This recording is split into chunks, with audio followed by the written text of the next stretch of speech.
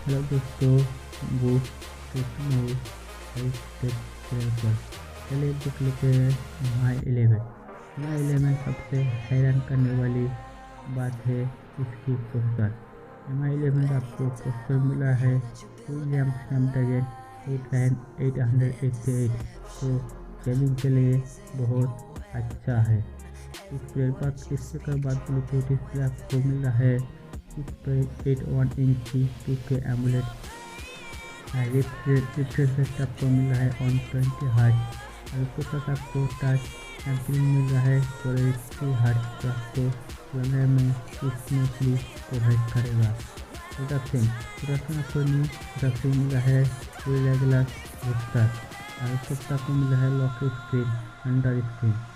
Camera का बात लो तो आपको रियर कैमरा मिल रहा है आपको 108 और उसके साथ आपको मिल रहा है अल्ट्रा वाइड 4 MP और 5 MP माइक्रो कैमरा और फ्रंट कैमरा मिल रहा है आपको 2 फ्रंट कैमरा।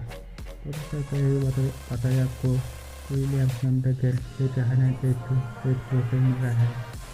रैम मिल रहा है आपको 8 GB और इंटरनल स्टोरेज मिल रहा है आपको 128। बैटरी के मामले में आपको बैटरी मिल रहा है आपको 4.600 फास्ट चार्जिंग आपको फास्ट चार्जिंग मिल रहा है 55